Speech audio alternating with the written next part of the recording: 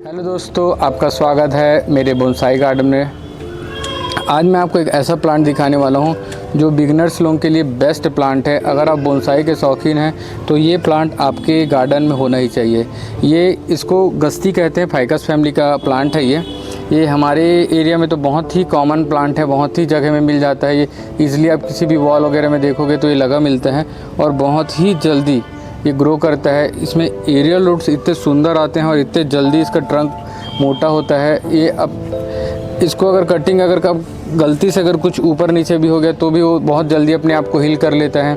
इसको आप जैसा शेप देना चाहे वैसा शेप दे सकते हो। ये प्लांट कभी भी ख़राब नहीं होता, चाहे कितनी भी गर्मी हो या कितनी भी बरसात हो। ये बहुत ही सूटेबल बोनसाई है। आप जो ये दोनों प्लांट देख रहे हैं ये और ये दोनों सेम प्लांट है। ये प्लांट मैंने एक वॉल से निकाला था और इसकी फ़ोटो मैं आपको दिखा दूंगा कि कैसे था।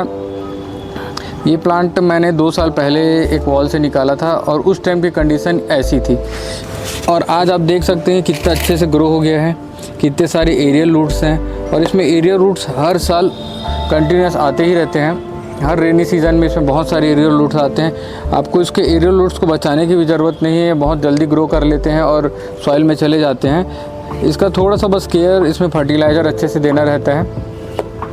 इसी का एक प्लांट और है जो इसके साथ मैं लाया था, वो बहुत ही पतला स्टेम था जिसको मैंने रूट पे लगा के एक बड़े पॉट में लगा दिया था। उसके बाद मैंने उसे सैलो पॉट में लगाया था। तो जो मैं आपको प्लांट बता रहा था वो ये है। इसे मैंने 2 साल पहले एक वॉल से निकाला था और उस टाइम ये एक सिंगल स्टेम बस था जिसे मैंने इस रॉक में लगाकर एक बड़े पॉट में लगा दिया था। उसके बाद कुछ दिनों के बाद मैंने इसे फिर से निकाल के इस बोनसाई पॉट में लगाया हूँ और ये अब बहुत अच्छे तरीक़े से इस रॉक को पकड़ लिया है। ये प्लांट रूट ओवर रॉक के लिए बहुत ही अच्छा प्लांट है क्योंकि ये बहुत अच्छा टाई कर लेता है रॉक को। और आज हम इसका फिर से शेपिंग करेंगे क्योंकि इसमें वायरिंग के बहुत समय हो गया और ज़्यादा समय अगर हम वायर को छोड़ देते हैं तो फिर वायर बाइट आ जाता है जो कि आपके बोनसाई के डिज़ाइन को ख़राब करता है। इसलिए आज हम इसे फिर से शेप देंगे और इसके वायरिंग को फिर से करेंगे। सबसे पहले तो हम जितने इसमें खरपतवार घास वास उग गए हैं उसे हटा लेंगे क्योंकि ये जितने पोषक तत्व रहते हैं सॉइल के उसको खा जाते हैं, बोनसाई को पूरा मिल नहीं पाता। तो इसे बीच बीच में रिमूव करना बहुत ज़रूरी रहता है, इसलिए हम पूरे से पहले क्लीन कर लेंगे। आपको जब समय मिले अपने सारे प्लांट्स के जितने घास और ऐसे प्लांट्स रहते हैं उसे रिमूव कर लेना चाहिए। ये क्या आपके प्लांट के ग्रोथ को कम करते हैं।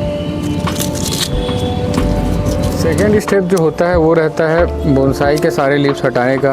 लीव्स हटाने के कई फ़ायदे होते हैं। पहला तो ये जो पुराने लीव्स हट जाते हैं और नए बहुत सारे सूट्स आते हैं। दूसरा ये रहता है कि इसके जो लीफ साइज़ रहते हैं वो रिड्यूस होते जाते हैं, इसलिए लीव्स हटा लेना चाहिए। और लीव्स हटने के बाद हमें वायरिंग करने में भी बहुत इजी होता है क्योंकि हमको ब्रांचेस जो रहते हैं वो क्लियर ही विजिबल हो जाते हैं, इसलिए सारे लीव्स को पहले हटा लेते हैं। अब इस प्लांट के सारे जो लीव्स से हट गए हैं, अब इसके सारे ब्रांचेस हमें बहुत क्लियर ही विजिबल हो रहे हैं।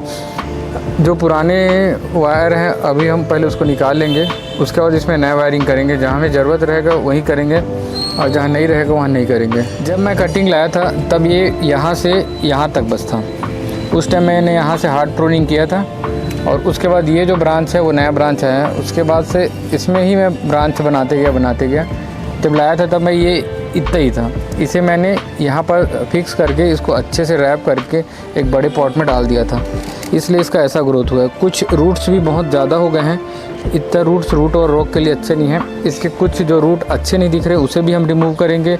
जो ब्रांच कहीं कहीं से ख़राब हो गए हैं उसे भी हम कट करेंगे और जहाँ हमें ज़रूरत है वहाँ हम वायरिंग करेंगे। वायरिंग आपके प्लांट को करते रहना चाहिए क्योंकि एक बार स्टेम अगर ज़्यादा मोटा हो गया फिर हार्ड हो गया उसके बाद वायरिंग करने में हमें बहुत दिक्कत आता है। इसलिए समय समय पर वायर करना और वायर रिमूव करना बहुत ज़रूरी है।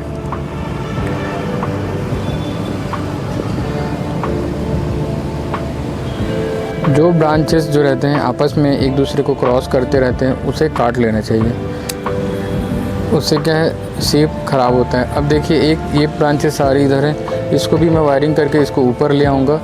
अगर ये दोनों को मैं काटता नहीं और वायरिंग नहीं करता तो दोनों आपस में टकरा जाते हैं और जो शेप जो आ रहा है स्टार्टिंग से वो पूरी तरह ख़राब दिखता।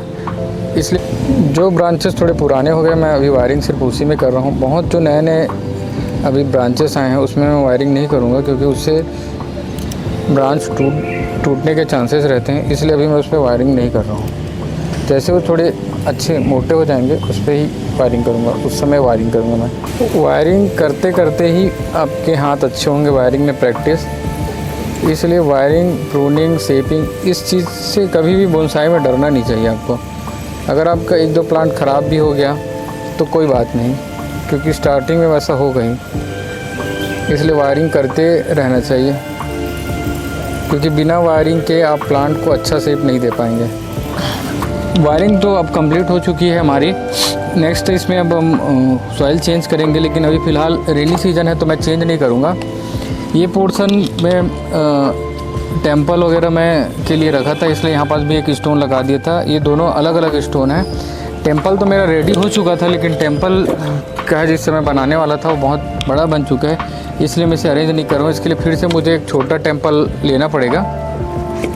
अभी प्लांट को मैं इसी कंडीशन में छोड़ देता हूँ। अब वेट करेंगे नेक्स्ट टाइम जब इसके लिए नया एक टेंपल बनाना पड़ेगा, क्योंकि ये जो पोर्शन है खाली अच्छा नहीं लगेगा। टेंपल लगाने के बाद एक पूरा नेचर का लुक देगा और बहुत सुंदर लगेगा। तो दोस्तों आज का वीडियो कैसा लगा मुझे कमेंट करके ज़रूर बताइए। इसी तरह मैं नए वीडियो और नए प्लांट्स के बारे में आपको जानकारी देते रहूँगा। अगर आपको कोई भी डाउट है या किसी सब्जेक्ट में अगर आपको मेरे YouTube के वीडियोस के बारे में जानना है, या मैं प्लांट कहाँ से लेता हूँ या प्लांट कहाँ से ले सकते हैं, मैं कौन कौन सा टूल यूज़ करता हूँ, किसी भी जानकारी के बारे में अगर आप जानना चाहते हैं तो डिस्क्रिप्शन में मैं अपना नंबर दूंगा, आप डायरेक्ट मुझे कॉल या मैसेज कर सकते हैं। अगर आपको इस प्लांट के कटिंग्स सैपलिंग्स चाहिए तो भी आप मुझे मैसेज करिए, मैं आपको ज़रूर कोरियर करूँगा। तो आज का वीडियो हम यही ख़त्म करते हैं। धन्यवाद।